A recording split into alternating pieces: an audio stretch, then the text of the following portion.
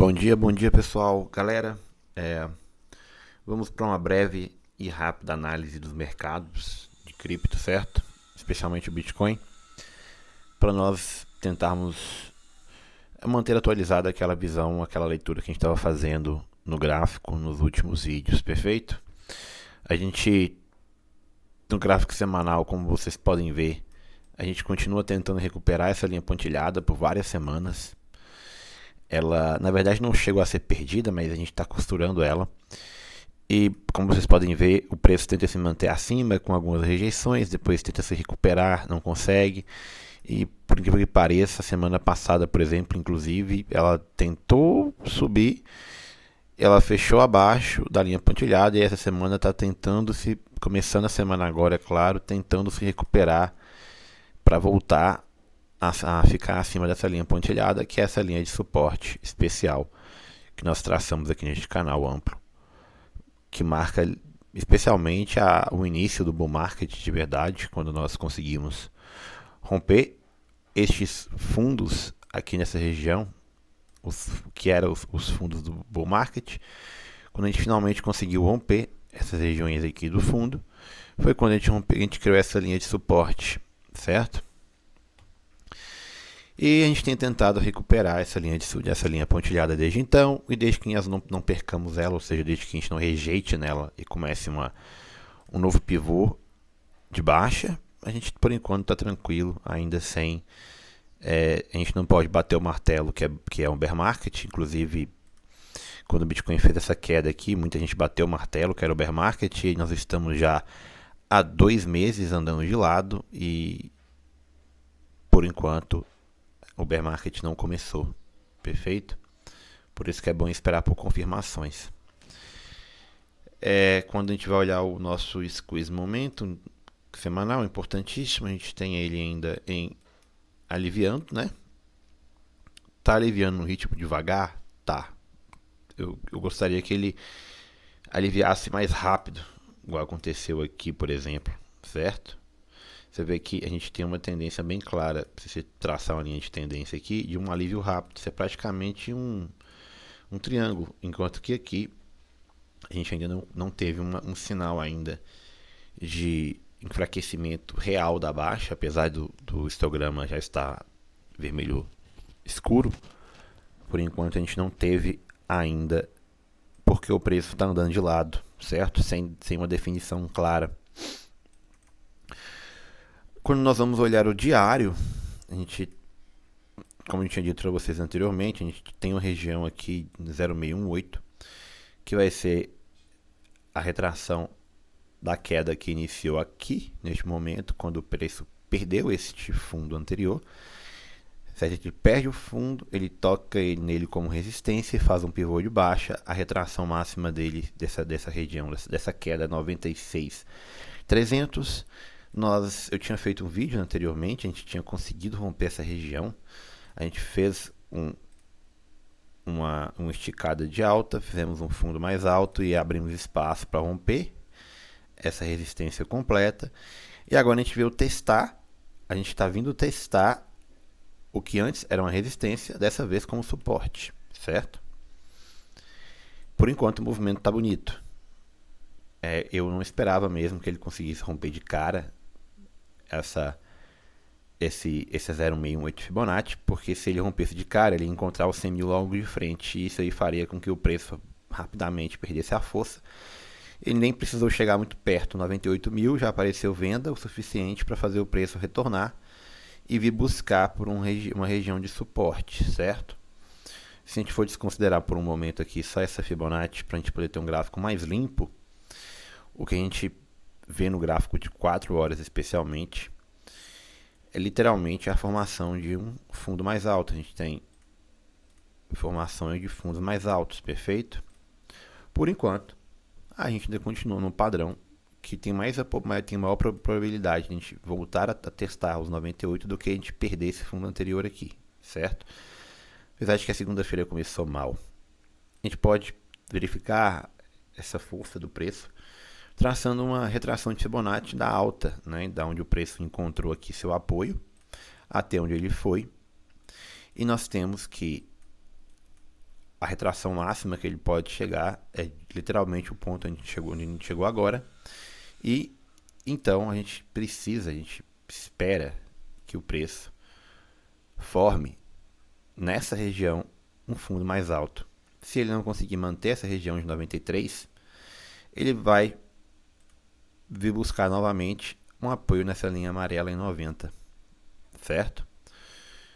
Ainda por enquanto é cedo de dizer o que vai acontecer, até porque a gente está observando no candle diário uma sombra de compra se formando. O candle diário ainda tem um período de mais aproximadamente 10 horas, 10 horas não, no caso ele fecha às 9 da noite, então a gente tem mais umas 7 horas de candle para poder observar, mas por enquanto a gente tem uma sombra compradora rejeitando a perda do 0,618, o que é um ótimo sinal de que possivelmente amanhã o preço ele vai abrir com uma tentativa de recuperar a força de alta, perfeito?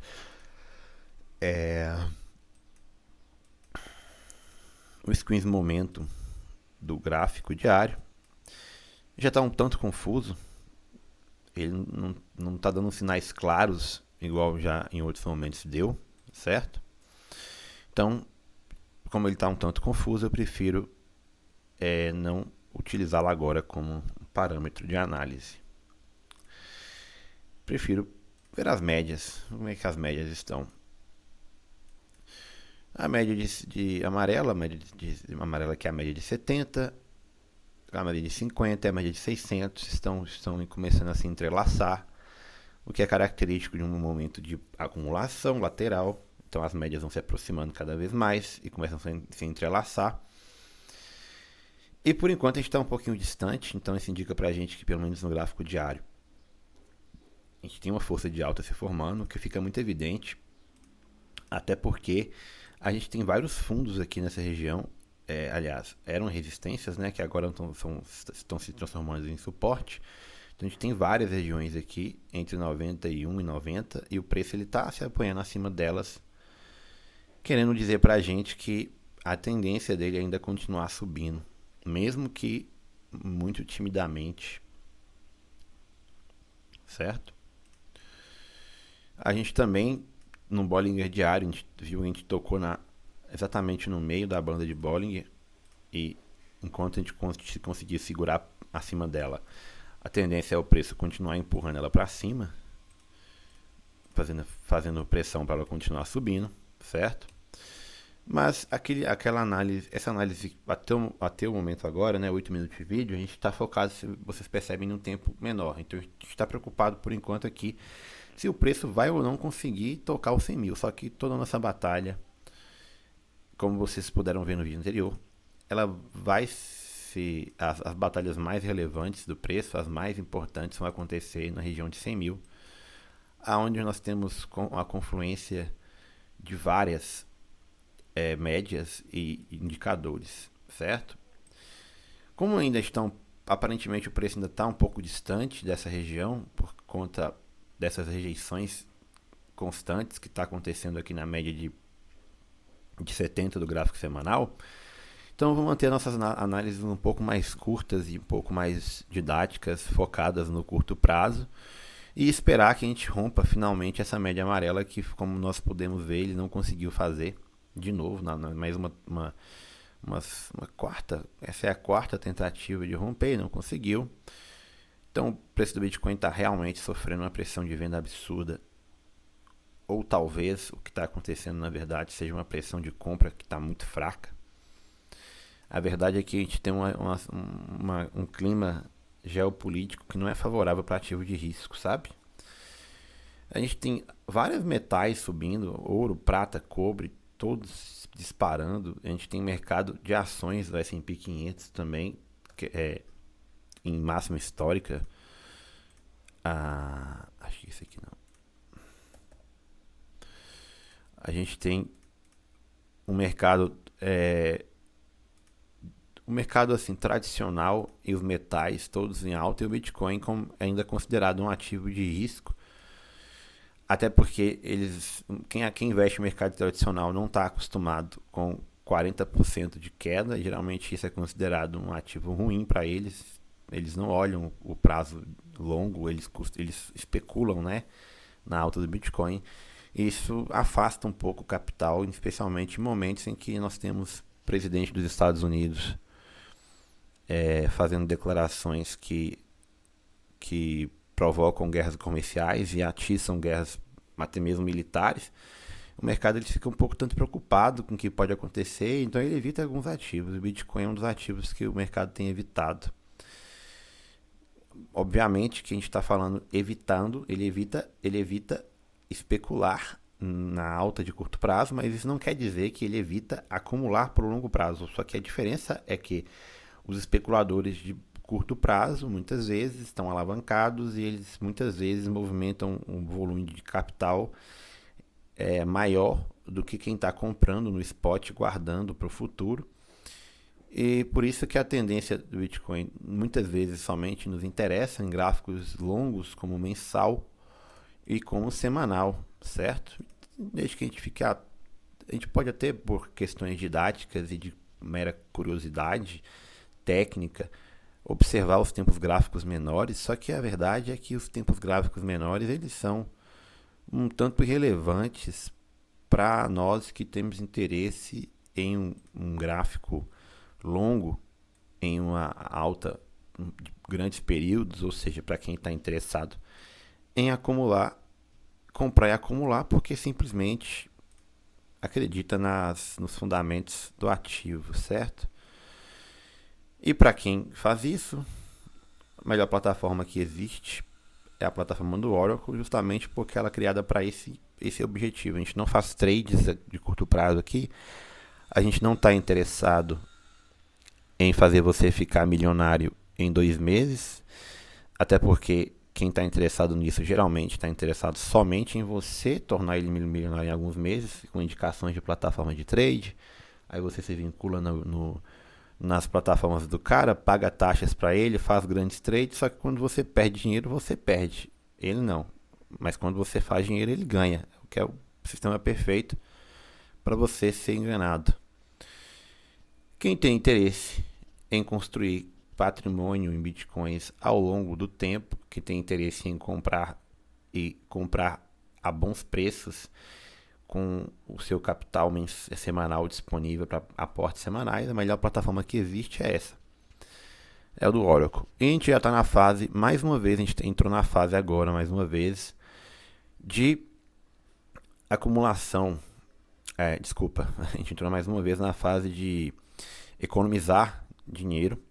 A gente está começando a economizar capital simplesmente porque nós já gastamos uma boa quantidade do nosso caixa. Meu caixa deu uma bela reduzida. A gente está numa fase, quer ver, cadê o caixa? Aqui, ó, caixa, primeira semana verde, depois de várias semanas. Primeira semana realmente verde. Então, primeira semana de aporte, que nós estamos agora voltando a guardar dinheiro. Isso pode ser por duas razões, né? O algoritmo ele entende que tanto que o preço do Bitcoin agora não está mais na zona ideal de você aportar o seu capital completo.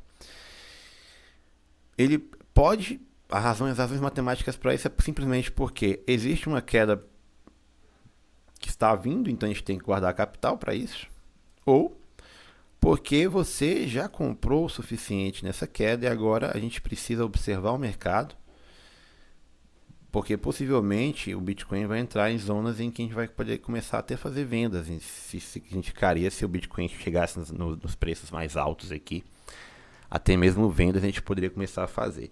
De toda forma, o ponto ótimo de compra do Bitcoin agora não é mais 93, porque eu lembro que nas semanas anteriores, quando a gente estava começando a chegar aqui nessa região, a gente já estava comprando praticamente o aporte semanal nosso. E agora a gente está na mesma região, a gente começou a poupar, né? Então, possivelmente, o preço ótimo de compra já não está mais em 93, deve estar localizado aqui na região de 87, 86. Isso é uma questão que só pode ser respondida pelo algoritmo, porque são centenas de cálculos matemáticos envolvidos aí. Mas de toda forma, eu sigo a estratégia. Eu já comecei a guardar meu caixa, já comecei a poupar meu capital. e para construir um maior saldo, né? Esse aqui é o nosso saldo de aportes dinâmicos, que não é o nosso caixa, na verdade. Esse aqui é o nosso caixa. Todo o dinheiro que você não utilizar na semana para comprar Bitcoin e todo o dinheiro que você eventualmente vender em Bitcoin, ele vai vir para esse caixa para ser utilizado nos aportes. Maravilha? Então é isso, galera. Vamos aguardar os próximos movimentos, ver como é que o Bitcoin vai reagir quando ele tentar mais uma vez romper essa região aqui de 98. E por enquanto a gente está assim na construção de fundo. Por enquanto. Aguardar até o final do dia, porque esse candle diário ainda pode terminar feio, perdendo essa região, ou ainda pode simplesmente voltar para 96. E aí sim, se ele hoje fechar acima de 96, eu esperaria no dia de amanhã uma maior volatilidade, vindo buscar a região de 100. Beleza? Por hoje é isso e obrigado.